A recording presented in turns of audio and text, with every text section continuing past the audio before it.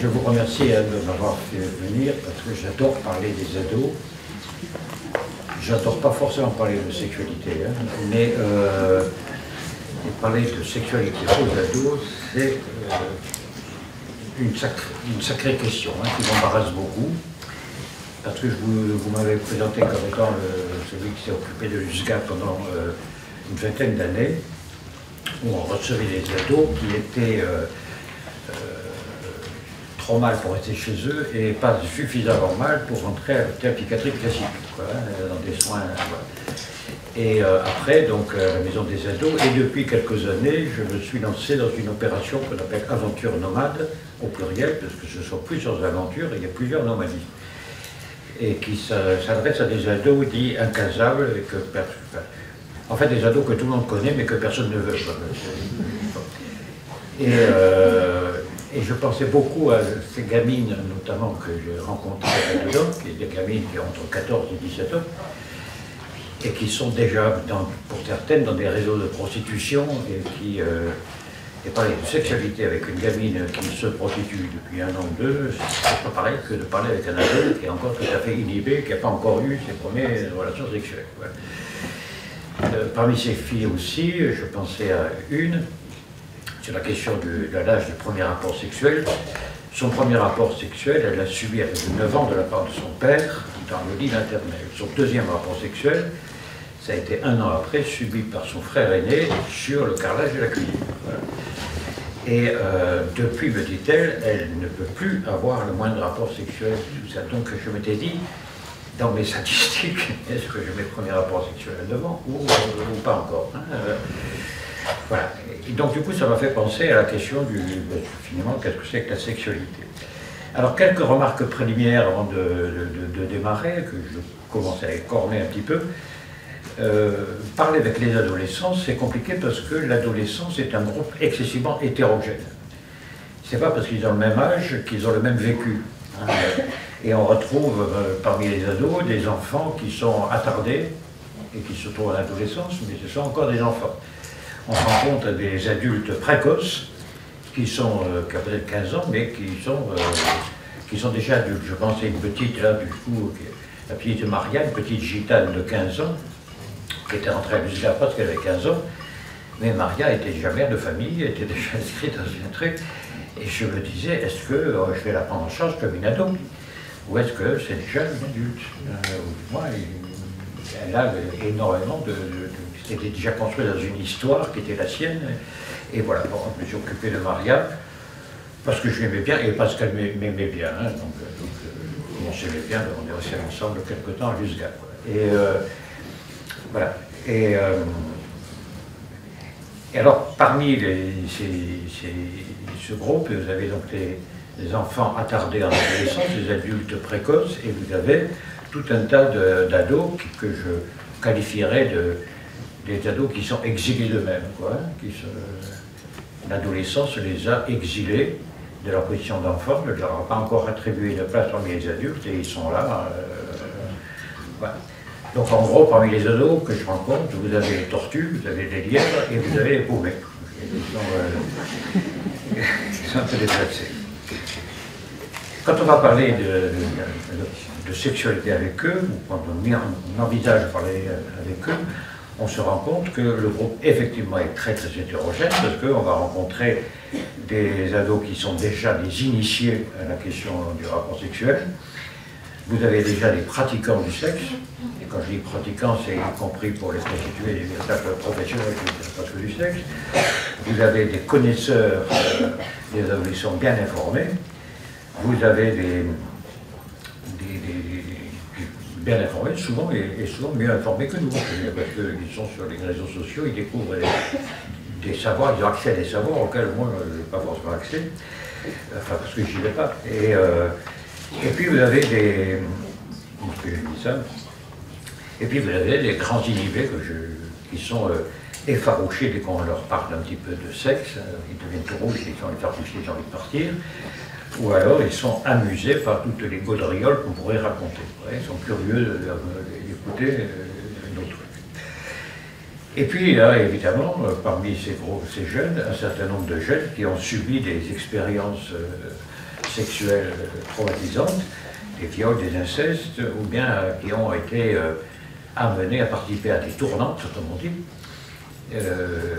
Quand c'est la victime de la tournante, elle ne sait plus trop ce qui s'est passé pour elle, voilà, mais qu'est-ce qui a fait que... Voilà. Même si c'est les filles dans les tournantes ne sont pas toutes horrifiées par ce qu'elles arrivent, elles sont parfois intéressées aussi, hein, il y a quelque chose, une curiosité.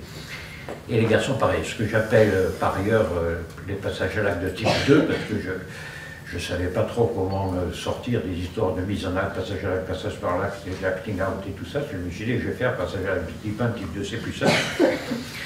Le type 1, c'est je suis devant une question compliquée, je ne sais pas si je suis vraiment un garçon, vraiment une fille et tout ça, je passe à l'acte et je vérifie, du coup, si j'ai trouvé une réponse à ma question. Voilà. Ce que je vous disais aussi, ce que vous disiez tout à l'heure sur l'expérience, c'est mon expérience homosexuelle me révèle que finalement je suis homosexuel. Ou bien mon expérience homosexuelle, par exemple, me révèle que je suis pas du tout intéressé par ces gens-là. Alors vous avez toujours des gens très compliqués, hein. Je m'excuse, je fais toujours des parenthèses, je vais essayer de tenir dans la lumière. Je pensais à un psychanalyste d'ailleurs de Montpellier qui me disait qu'il était peut-être le plus grand homosexuel qu'il connaissait, parce qu'il était tellement homosexuel qu'il était devenu lesbienne et qu'il adorait les femmes. Voilà. Et voilà. Donc il avait découvert son homosexualité à un tel point qu'il était redevenu hétérosexuel. Voilà. Et parfois, vous avez des adolescents qui sont traumatisés par ce qu'ils ont découvert, même s'ils l'ont découvert en le cherchant, ou bien des fois ils l'ont découvert, mais sans être préparés, découvert des vidéos, des films pornographiques et des trucs comme ça, et brusquement, il y a quelque chose de la sexualité qui leur a paru d'une bestialité énorme, à la fois intrigante, fascinante et horrifiante. Voilà. Donc vous avez compris que finalement, quand on aborde un adolescent et que sur des questions aussi sensibles que la sexualité, il s'agit de rencontres singulières chaque fois.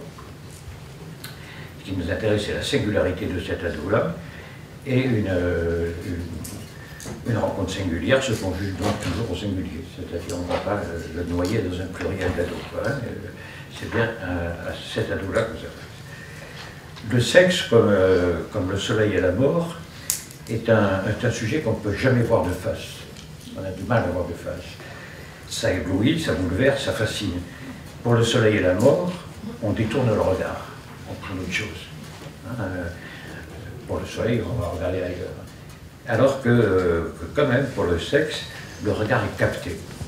Et je pensais à cette phrase « Cachez ce sein, madame, que je ne saurais voir », qui a été dit par un homme qui n'en perdait pas une miette. C'est-à-dire qu'il n'avait pas détourné son regard et il demandait à ce que ce soit la femme qui cache le soleil. Quoi, parce que mais alors que chez ce sein, madame, je ne saurais voir, il pouvait tourner les yeux et la femme aurait été vexée. Enfin, là encore, une petite parenthèse, il m'est arrivé, j'étais allé jouer au tennis avec quelqu'un, on ne jouait pas très bien ni l'un ni l'autre, qui fait qu'on avait du temps entre chaque balle, il fallait les ramasser. Voilà. Et arrive sur le terrain d'à côté deux dames qui avaient joué au tennis, et une qui se change pour se mettre sa petite pelote de tennis, qui était donc un string au milieu du terrain d'à côté. J'avoue, je regardais toutes les balles de Valentin, je regardais cette femme, voilà. Et je l'ai entendu râler très fortement. Qu'est-ce que c'est que ce club où on peut même plus se changer sans se faire reluquer? Alors elle disait ça à sa copine, mais suffisamment fort pour que je l'entende. Moi j'étais embêté. Je ne savais pas quoi répondre, mais j'ai répondu une connerie, évidemment, en lui disant « Excusez-moi, monsieur, mais je ne vois pas très bien. » Ça l'a vexé. Ça l'a vexé. Pourtant, elle souffrait d'avoir été reluquée. Voilà. Alors, face au sexe, le sujet se retrouve il en a plein les yeux, comme on dit, la bouche close. Il a du mal à parler, il est facile. Deuxième point que je voulais développer, c'est que toute communication entre adultes et adolescents est délicate. Et parler de sujets comme la sexualité est encore davantage. Ici, elle est délicate parce qu'elle se heurte, entre autres, aux rapports différents au langage qu'entretiennent les adultes et une grande partie des ados. Parce qu'il y a des ados qui sont déjà adultes, donc on parle pareil, mais on ne dit pas la même chose. Pour l'adulte, le mot est un signifiant qui est équivoque, qu'il s'agit d'interpréter. Alors que pour beaucoup d'ados, c'est un signe univoque, qui ne dit que ce qu'il dit. C'est ce que les ados appellent parler vrai. Parler vrai, c'est je dis un truc et ce que j'ai dit n'est que ce que j'ai dit. Donc, n'essayez pas de me faire entendre autre chose que ce que, dans ce que j'ai dit, que ce que j'ai dit. Voilà. Donc, pour les plus anciens d'entre nous, vous vous souvenez peut-être de cette adolescente un peu gourde qui s'appelait France Gall et qui chantait Annie aime les sucettes. Et sans entendre ce que le pervers de Gainsbourg s'amusait à lui faire dire. Et elle l'a compris plus tard, peut-être rougie de honte d'autant plus forte qu'elle avait vraiment eu du plaisir à la chanter, cette chanson. Voilà. Et là où elle suçait encore son pouce, Gainsbourg insinuait que ce n'était pas un pouce. La communication se heurte aussi à la crainte de l'ado des intentions dissimulées qu'il prête à l'adulte. Que cherche-t-il à savoir de moi sous des airs patelins et charmeurs? Que va-t-il faire de ce que je lui dis? Et donc il va se retenir à parler, ou il va dire autre chose que ce qu'il avait éventuellement envie de dire, parce qu'il se méfie de ce que l'autre va en faire. Voilà. Alors on parle. Mais alors, quand on parle, il faut d'abord préciser qui parle. Qui est-on? Qui parle? Est-ce qu'on parle en tant que parent, par rapport à cet ado, de la sexualité? Des parents qui sont inquiets et qui sont soucieux de savoir exactement ce qui a pu où en est son enfant par rapport à la question de la sexualité. Donc il attend des réponses précises, mais pas des réponses précises à la situation de l'adulte, mais des réponses précises à leur inquiétude. Rassure-moi, tu n'as pas fait la roue. Non.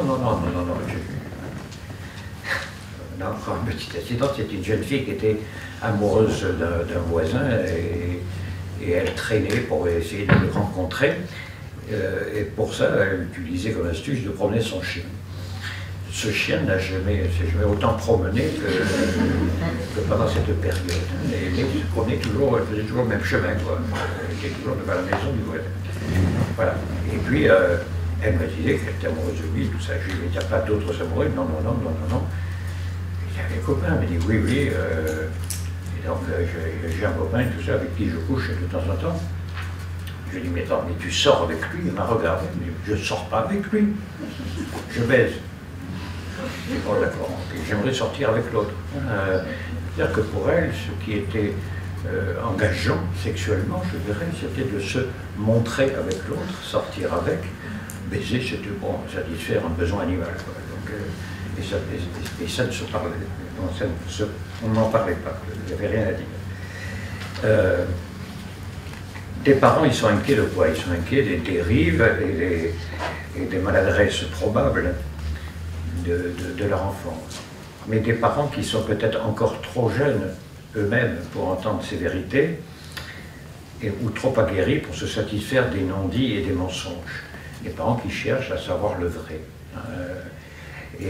Ou des parents trop jeunes. Là encore, situation, un monsieur venait me voir parce qu'il était inquiet, sa fille qui devait rentrer à 19h, rentrait systématiquement trop tard, et tout ça, et il me disait, moi je suis inquiet parce que c'est insécure et tout ça, le quartier. Et je lui dis, mais qu'est-ce qu'elle risque? Il me dit, mais elle risque d'être violée, tout ça. Enfin, je lui dis, pourquoi dans votre quartier il y a un pourcentage de viol systématique à partir de 19h?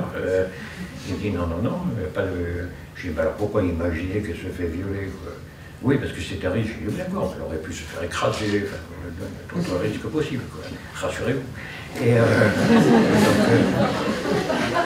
puis finalement, il a avoué que ce qui l'inquiétait le plus, c'est de découvrir que sa fille était en âge d'avoir des relations sexuelles, je dis à ma fille en tout cas, et qu'il était surtout très perturbé par la sexualité éventuelle de sa fille. Un autre père dont la fille disait papa, j'ai mon copain, est-ce qu'il peut venir dormir à la maison ce week-end, parce que tu sais, c'est très bien, tout. Enfin, oui, oui, dit le père inquiet, parce qu'il avait compris vaguement que le gamin en question n'allait pas dormir dans le garage, mais dans le lit de sa fille, hein, donc voilà. Et il a fait cette réponse qui a marché quand même, c'est qu'au lieu de lui répondre non, t'es trop jeune, c'est pas de ton âge, il lui a répondu non, je suis trop jeune, laisse-moi grandir. Laisse-moi grandir, laisse-moi faire cette idée, quoi. La petite a accepté et lui a seulement demandé de grandir assez vite, parce que quand même, c'est bien qu'il dorme à la maison. Mais elle l'a accepté, elle n'a pas été renvoyée à la gamine qui est trop jeune pour pas des... Voilà. Bon, en général, les parents sont les plus mal placés pour parler de ça. Ils sont les plus mal placés tout simplement parce qu'ils vont peut-être confondre l'intimité de l'ado avec leur propre intimité. Ils se prennent les pieds dans le tapis, quoi. Et parfois, ils ont des ados qui, comme la fille de ce père-là, se sentent trop faibles, et l'ado va essayer de chercher à les protéger. Rassure-toi, hein, rassure-toi papa, rassure-toi maman, avec mon copain, c'est juste quelques petits bisous. Enfin bon. Oui, d'accord. Et donc alors exit les parents de l'intimité de l'ado. Hein. Laissons l'ado se développer dans son intimité et pour cela il faut aider les parents à préserver cet espace. Qui peut parler? L'éducateur. L'éducateur, c'est celui qui pour l'ado est susceptible d'apporter des réponses. Alors des réponses attendues par l'ado ou des réponses subies par l'ado qui dit merde, il y a encore un éducateur qui vient nous faire un cours d'éducation. Moi j'ai envie de parler d'autre chose et l'autre il arrive, bon voilà. Mais l'éducateur est là pour conseiller, dire ce qui serait bien, qui serait mal, qu'il faudrait faire.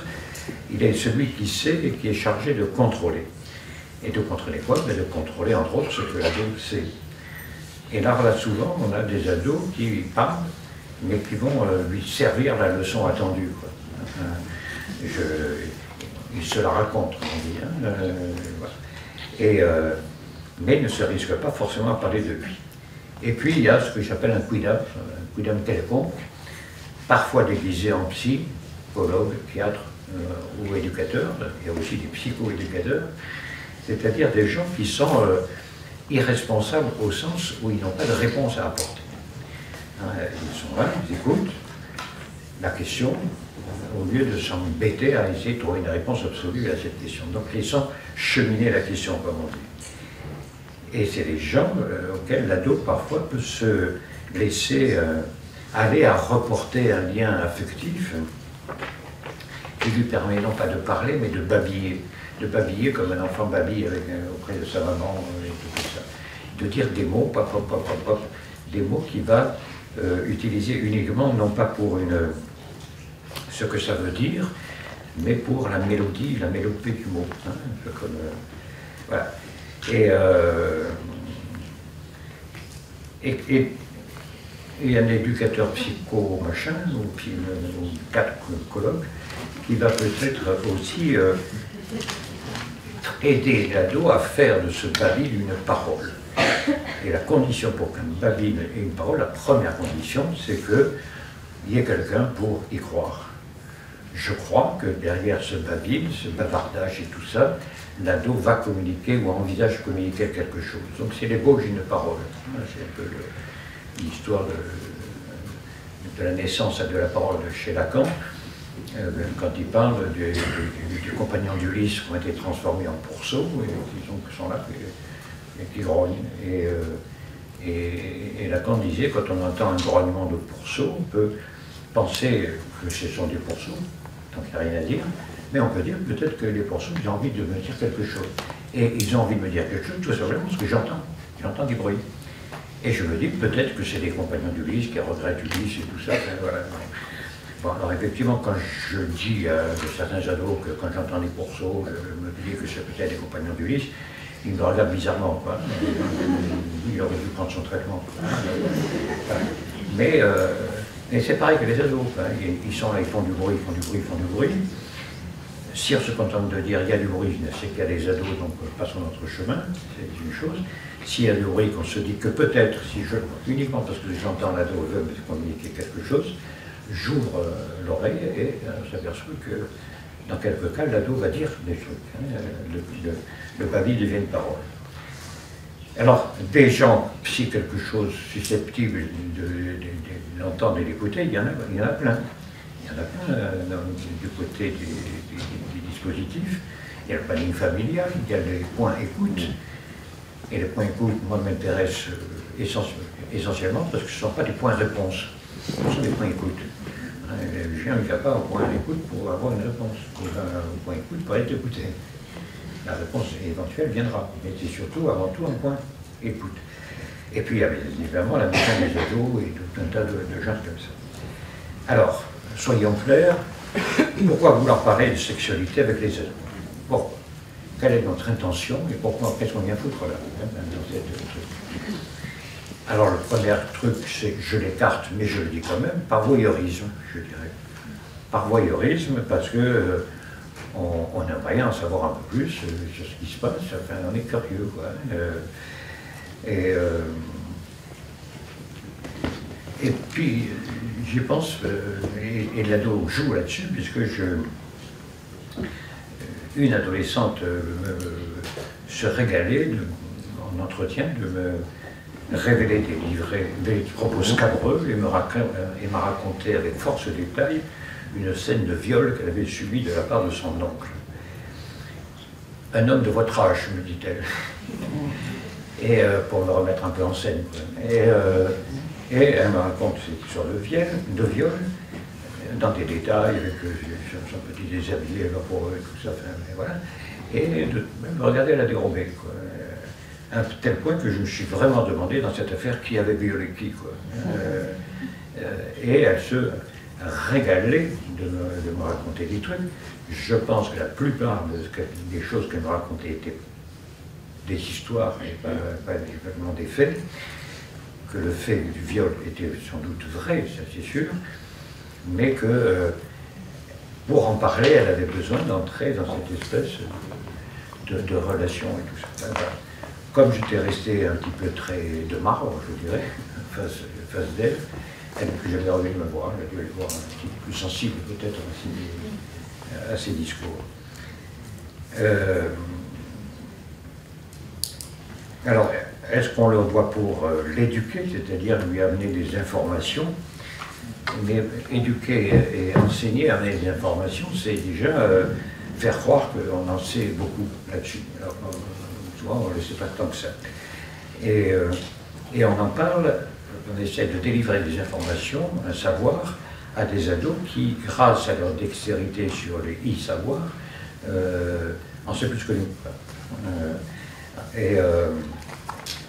Voilà. Il sait, même s'il ne comprend pas toujours ce qu'il sait. Il dépose des choses, mais il ne comprend pas forcément. Mais il le sait. Alors peut-être que notre boulot éducatif, là, ça serait non pas d'amener des savoirs, mais d'amener des éléments de compréhension d'un savoir qu'il a déjà. Donc ça, c'est autre chose. Il ne comprend pas toujours non plus cette mise en garde contre des dangers ou des errances préjudiciables. Pour le prévenir, on imagine le pire. On lui dit, sur le viol, l'agression, MST, enfin tout un tas de trucs.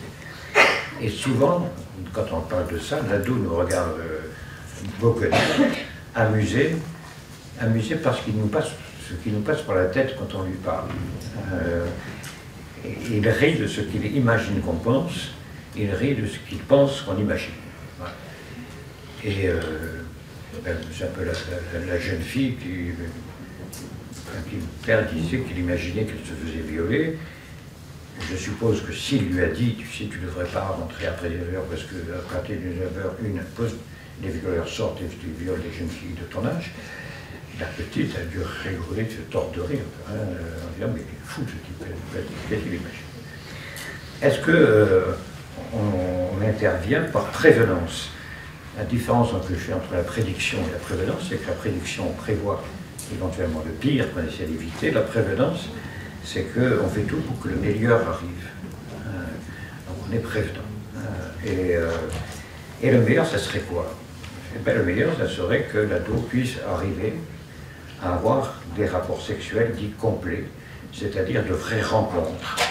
Une rencontre qui est au-delà de soi, des rencontres où il est moins frais de la présence du plaisir de l'autre. Pour ça, il faut prendre son temps. Il faut revisiter toutes ces pulsions partielles, satisfaire les pulsions du stade oral, du stade anal, du stade phallique, avant de céder au climat du génital. Prendre son temps, être attentif à l'autre. Et ça, c'est difficile pour un adolescent qui, tout bêtement, n'est pas propriétaire de son temps. Donc il a du mal à prendre son temps puisqu'il n'en a pas. Et puis il souhaite aller, comme ils disent parfois, droit au but. Voilà. Droit au but. Et pour passer du naturel, je dirais, de la génitalité, qu'on partage avec tous les mammifères, voilà, et parvenir à l'érotisation, ce qui nécessite l'appropriation de tout un tas d'éléments de culture, je ne vais pas arriver comme un Sutra et tout ça, mais il y a des choses très culturelles qui sont proposées, et l'érotisation qui permet donc d'aboutir à un acte génital qui est que l'aboutissement de toute cette préparation, il faut avoir grandi, il faut peut-être avoir dépassé ou arrivé à une grande partie de la question du stade oedipien, il faut être arrivé à considérer l'autre comme différent de moi, mais susceptible de m'enrichir et de m'apporter ce que je n'ai pas, et accepter que je lui apporte moi ce qui m'apporte, c'est-à-dire une espèce de tout que ça veut dire en gros ne plus être ado, être devenu adulte. Et voilà. Sans toute cette intervention du culturel et de l'érotisation, et bien l'amour n'est plus que de la gymnastique sexuelle. De la gymnastique sexuelle qui va provoquer des éjaculateurs précoces chez les garçons et des mal baisés ou des insatisfaites chez les filles. Alors je m'étais amusé moi aussi à chercher le côté des statistiques en me disant mais quel est le pourcentage de relations, de rapports sexuels qui sont de l'ordre de l'érotisation et de la gaudriole, comme on dit, et ceux qui sont en but purement de reproduction. Voilà. Et bien, d'après les statistiques que j'ai décortiquées par-ci par-là, puis je me suis amusé de manière quasi autistique à calculer tout ça, et bien, je suis arrivé à 99,95% des relations sexuelles qui n'aboutissent pas à la naissance d'un enfant. Ce qui veut dire qu'on a 0,5% de probabilité, suite à un rapport sexuel, d'avoir un enfant, ce qui statistiquement est insignifiant. Ce qui veut dire qu'en suivant ce discours-là statistique, on en arriverait à une conclusion qui n'est pas prouvé que la naissance d'un enfant se fait suite à un rapport sexuel. Alors, on va prendre le problème à l'envers. Alors, à l'envers, je sens tout de suite qu'il y a des gens qui sont en train d'imaginer que je retourne la chose pour faire par derrière. Et, mais non, c'est ça, on prend l'envers. Il y a donc une chose sûre, c'est qu'une femme qui n'a aucun rapport sexuel a très peu de chances d'avoir un enfant. Sauf que maintenant, la technique arrive, et avec les bébés éprouvettes, les mères porteuses et tout ça, ça permet de même avoir un enfant. Et déjà dans le temps, c'était des trucs qui se disaient. Je pense notamment à une scène de Un long fleuve tranquille, où une fille était enceinte, la bonne, elle disait qu'elle n'avait jamais eu de rapport sexuel quand elle était enceinte, et elle accusait donc la lunette dévissée qui avait été souillée. Donc, une femme donc peut être enceinte sans avoir eu de rapport sexuel, puis en fait, il y en a une qui est très célèbre aussi, c'est pour les chrétiens. Bon, et où est-ce que j'en étais? Voilà. C'était des tours pas du côté des statistiques. Alors si on veut parler de sexualité à un ado, de quoi veut-on en fait de lui parler? Est-ce qu'on veut lui parler de la sexualité en général, comme un cours d'anatomie, hein, et je pensais à un dessin de Titeuf où on voit un petit garçon, un petit ado, devant une grande carte qui représente un sexe masculin avec le petit garçon est là, tout rouge de honte et en regardant son zizi, quoi. Il y a une énorme zizi qui est voilà. Est-ce qu'on veut parler de notre propre sexualité et nous qui avons de l'expérience? C'est vrai que c'était pas sur la sexualité, mais des jeunes qui me disaient, mes parents ont de l'expérience, ils n'arrêtent pas de dire qu'ils peuvent me parler, mais ils ont des expériences, et moi je ne sais pas ce que c'est que des expériences. Voilà. Et je lui dis, mais tu sais, tes parents ils parlent d'expérience, c'est-à-dire d'une série d'échecs, de désillusions qui sont traversés, c'est ça l'expérience. Hein, on est tout cabossé, donc on a de l'expérience. Toi, tu es tout neuf, tu n'as pas encore cabossé. Quand tu auras de l'expérience, tu verras, tu es rayé, tout. Enfin, la carrosserie ne va pas. Quoi. Et est-ce qu'on veut lui parler aussi de quelque chose qui le tracasse, même s'il ne le dit pas? C'est du rapport sexuel qui s'est passé dans des temps immémoriaux et dont il est la trace. Il a bien fallu quand même que mes parents aient une relation sexuelle pour me mettre au monde. Qu'est-ce qui a pu se passer? Et c'est la fameuse phrase, je ne me rappelle plus de quel psychanalyste, qui disait « Je ne suis pas né d'une femme amoureuse de mon père ». Si vous découpez la phrase, vous avez des psychotiques, des borderline, des pervers, des obsessionnels. Je ne suis pas né, je ne suis pas né d'une femme, je ne suis pas né d'une femme amoureuse, je ne suis pas né d'une femme amoureuse de mon père. Et vous avez la névrotisation qui se met en place progressivement. Et voilà. Où est-ce que j'en étais? Et voilà. Mais alors, nous, ce qui nous intéresse, nous, les psy en tout cas, c'est de la sienne, de sexualité. Où est-ce qu'il se situe? Qu'est-ce qu'il en est? Comment il la vit, cette affaire? Alors l'ado va parler. Il va parler de sa sexuation, ce que j'appelle son Ananké. Ananké, c'était la déesse de l'irréversible. Elle représentait ce qui ne peut ne pas advenir. Ananké était là, c'était le destin. C'était celle qui venait dire, c'est l'ordre des choses. Ananké. Si tu es garçon, tu es garçon. Voilà. Et tu auras beau te tortiller dans tous les sens, tu seras toujours qu'un garçon. Et tu seras, si tu es une fille, tu es une fille. Tu ne sauras jamais ce que c'est qu'un garçon. Tu pourras le savoir par oui dire, tu pourras lire des bouquins là-dessus, t'en renseigner, mais tu ne sauras jamais ce que c'est. Voilà.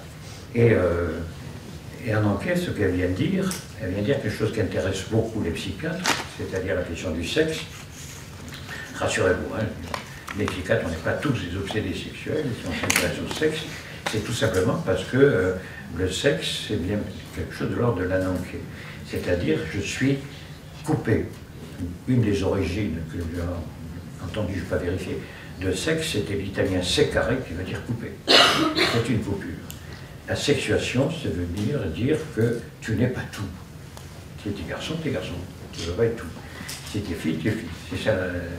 Et la sexuation, c'est ça. Alors, à partir du moment où je sais que je ne suis pas tout, je vais soit essayer de chercher ce qui manque, soit numéroter mes abatis, c'est-à-dire essayer de construire quelque chose avec ce que j'ai.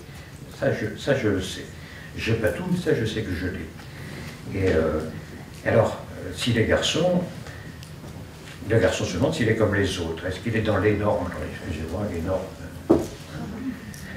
Je suis dans les normes. Et ce qui m'a fait penser à ça, c'est un patient à moi qui était venu, qui était désolé, me dit-il, parce qu'il avait un sexe qui ne faisait que 2 ou 3 Freddy. Il croyait que le nom de l'acteur porno Rocco Siffredi, c'était en fait une mesure de longueur. Et il était tout complexé. Ben, lui, il était psychotique. Hein. Si c'est une fille, est-ce qu'elle est comme ses copines, comme sa mère? Et peut-elle être mère elle-même un jour? Et c'est là qu'on voit apparemment des paradoxes. Une fille qui était très embarquée dans des histoires de contraception, de préservation, ce que le planning familial, je crois, faisait, elle était très militante de ça, et elle s'est retrouvée enceinte. C'est-à-dire qu'elle n'avait pas utilisé les conseils qu'elle disait à tout le monde. Et elle me disait, maintenant que je suis enceinte, est-ce qu'il n'existe pas un grand congélateur où vous pouvez mettre l'enfant pour le récupérer quand plus tard j'aurai l'âge d'être mère? Je voulais juste vérifier que ça marchait bien. Maintenant que j'ai vérifié que ça marche bien, maintenant que j'ai vérifié que je peux être une femme, j'ai envie de continuer à être une jeune fille, mais rassurée, mais je ne me sentais pas en train de m'embringuer dans un rôle afin de devenir mère avant d'avoir terminé d'être fille. Et voilà. Alors l'ado va rentrer dans des jeux sexuels dont le but est de se rassurer sur son normalité. Et là, on voit que le rapport sexuel n'est plus une rencontre avec l'autre, mais une rencontre avec soi-même. Je le disais tout à l'heure, c'est pas de l'amour, c'est de la gymnastique sexuelle. Une gymnastique qui est toujours ratée, d'ailleurs, car elle est faussée par les modèles proposés par la pornographie, d'une part, mais surtout par les racontards totalement invérifiables des copains et des copines. Dans cette gymnastique sexuelle, l'ado n'a surtout pas envie que son partenaire parle, parce qu'il craint son jugement. La fille se demande si est-ce qu'il a trouvé que j'étais bonne. Le garçon va dire est-ce qu'elle a trouvé que j'étais compétent. Comme j'en sais rien, je dis rien. Ça, c'est un vieux fantasme. Peut-être pas chez les filles, j'en sais rien, parce que un an qui est passé, moi je ne sais pas ce que vivent les filles, mais chez les hommes, oui. Je réfère entre autres à un petit bouquin de Diderot, que c'est depuis longtemps, qui s'appelle Les bijoux indiscrets, et qui parle de la grande peur d'une bague magique qu'il a eu un sultan. Et la bague magique faisait parler les sexes des femmes. Et donc c'est comme ça qu'il découvrait si une femme avait été fidèle, pas fidèle et tout ça. Le sexe parlait. Donc les femmes avaient très peur que leur sexe dévoile la vérité et les hommes avaient très peur de cette comparaison éventuelle. Donc il y avait quelque chose d'une grosse angoisse. Donc on préfère souvent dans ces cas-là que le partenaire ne parle pas, comme ça au moins dans le doute on peut encore espérer. La seule femme à qui il n'a pas fait là, c'était la sienne. Parce qu'il lui a dit, je respecte ta parole, je te respecte. Donc je ne le fais pas. Ce qui fait qu'elle est restée avec lui parce qu'elle était tombée sur un homme de confiance. Il lui faisait confiance. Bon, la bague n'aurait peut-être pas été d'accord, mais c'est... Alors, donc, l'ado va se... L'affaire se brouille de nos jours, dit un mot ce matin, avec l'émergence de toutes sortes de situations, comme si un entier était rangé au rencard. À la limite, il y aura bientôt autant de sexes que d'individus. Le sexe ne fera donc plus coupure et on pourra toujours rêver être tout. Et je pensais à une fille qui me disait qu'elle était non-binaire, non ici, non ça, qu'elle était garçon ou fille, elle s'appelait, me dit-elle, Clara, ou à Alex. Alors il y avait des éducateurs qui l'appelaient Alex parce qu'elle disait qu'elle était garçon. Moi je l'appelais Clara. La fille parmi les qui m'appelle Clara. Je lui dis écoute, parce que c'est tes parents qui t'ont appelé Clara. Donc, moi, comme bêtement, je suis ce que tes parents ont dit. Si tu n'es pas content, demande à tes parents pourquoi ils t'ont appelé Clara. Elle dit je sais. Au début, je devais m'appeler Carla. Ça me plaisait bien. Et puis mon père a changé mon prénom parce qu'il ne supportait pas la femme de Sarkozy. Puisque la femme de Sarkozy s'appelle Clara, toi tu vas être Clara. Donc elle était délogée de la nomination initiale qui lui plaisait. Et bien cette petite, je dis cette petite parce que elle qui hésitait entre garçon et fille, dans la prise en charge et dans la confiance qu'elle a commencé à nouer avec nous, j'ai l'impression qu'elle a rajeuni. Que là où elle se présentait comme une fille un peu punk et tout ça, provocatrice et binaire et tout ça, fait pris dans des histoires, j'ai rencontré, je l'ai vu la semaine dernière au Maroc, elle est en ce moment, Et puis, au moment où on s'est séparés, elle m'a fait un gros câlin, mais j'ai eu l'impression de retrouver ma petite fille qui venait me faire un câlin parce que je partais. Mais quelque chose d'une... J'ai l'impression qu'elle devenait une petite fille. C'est-à-dire qu'elle a peut-être résolu la question de la sexuation par une position, je dirais, pré-génitale. C'est-à-dire pas question de sexe au sens de la pratique sexuelle. Bon, c'est une hypothèse. Bon, alors il va parler de...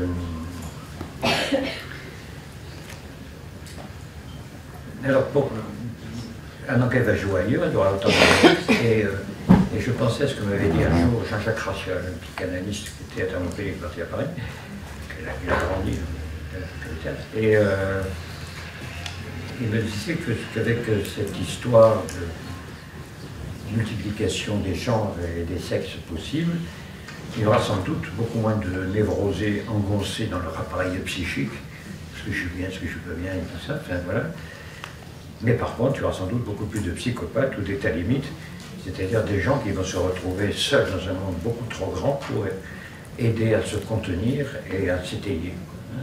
Voilà, peut-être une hypothèse. Alors Ananke va jouer ailleurs dans la différence des sexes, elle va notamment jouer dans le langage. On peut parler de tout, certes, mais on ne dira jamais tout.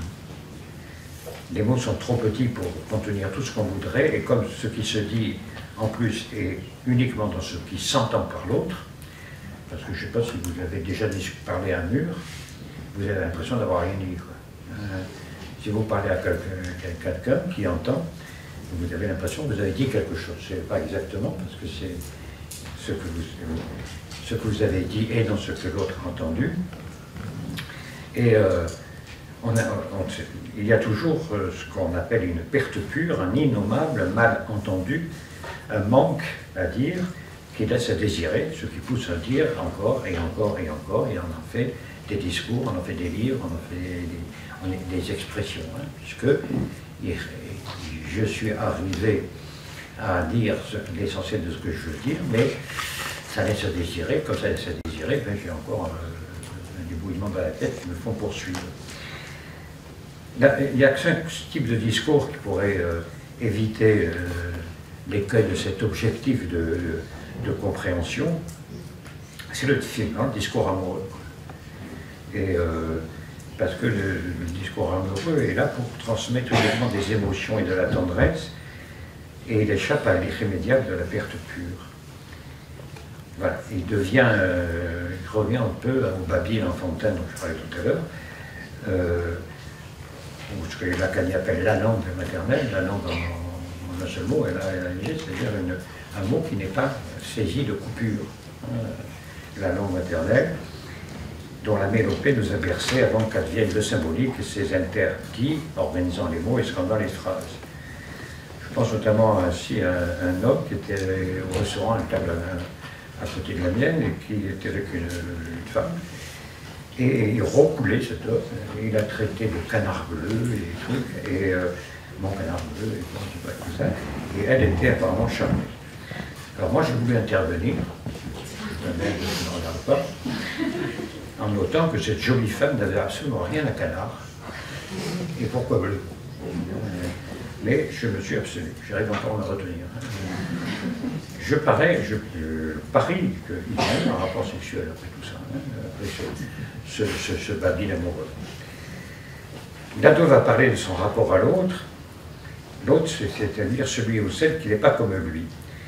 L'ennui, c'est que avant la butée édipienne de la fin de l'adolescence, l'adolescent, pour lui, celui qui n'est pas comme lui, c'est pas l'autre, c'est autrui. Et autrui, c'est quelqu'un qui peut éventuellement nous menacer, qui peut nous piquer nos biens, qui vient manger notre pain, qui vient... Et autrui, c'est quelqu'un que j'écarte, que je méprise ou que je réduis.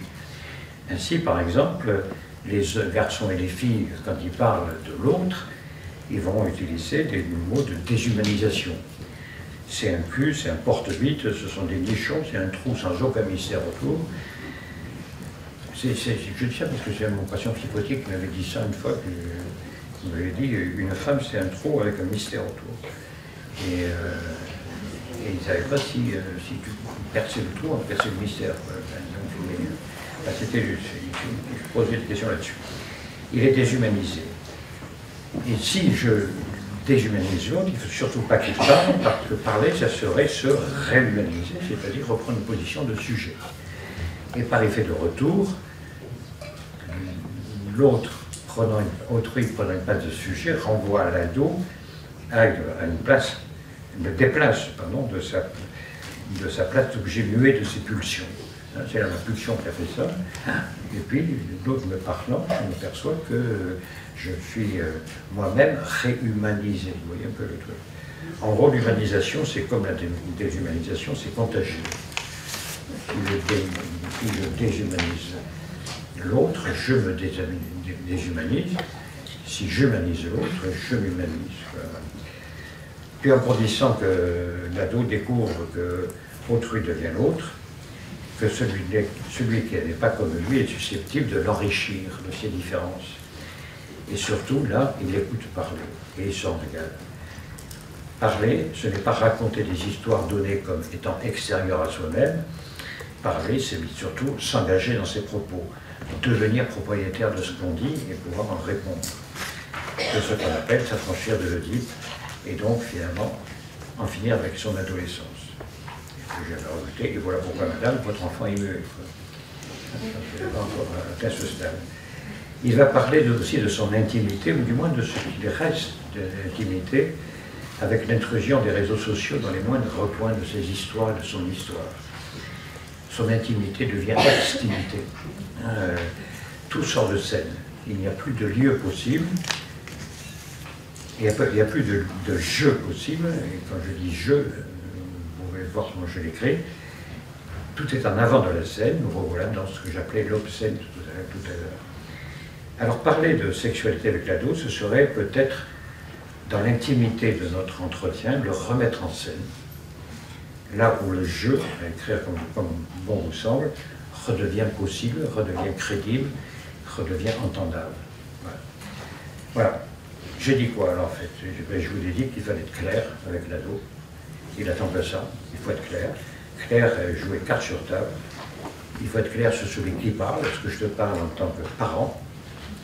Et si je te parle en tant que parent, est-ce que je te parle en tant que père ou en tant que mère? Et c'est vrai que les ados ne parleront pas forcément de leur sexualité de la même façon à leur mère qu'à leur père. Schématiquement, on se dit qu'il c'est mieux que la fille parle de sexualité à sa mère et le fils parle de sexualité à son père.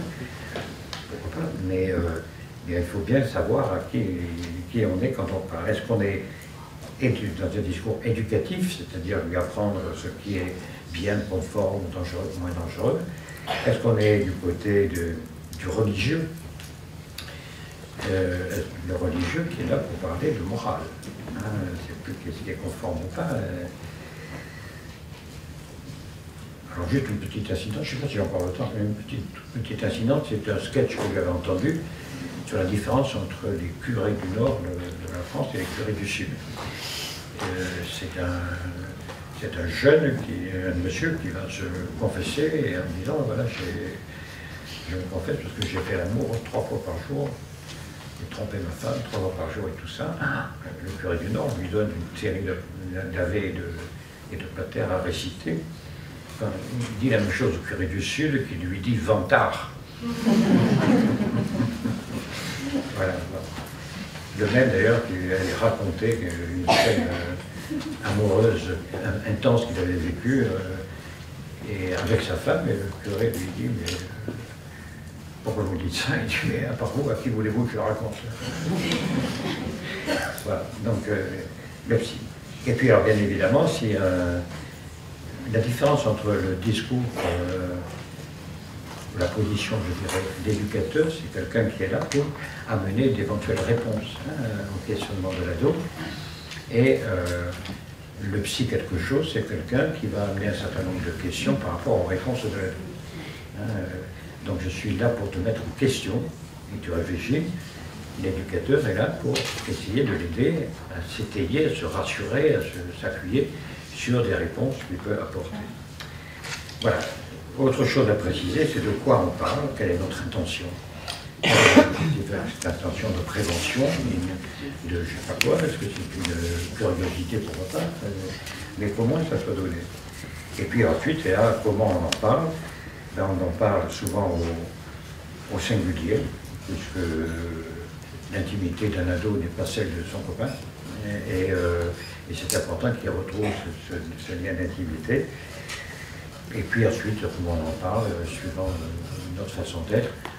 Moi, j'y mets de l'humour, parce que ça les rapproche un peu de moi. Et c'est vrai que moi, j'ai difficile de faire de l'humour avec...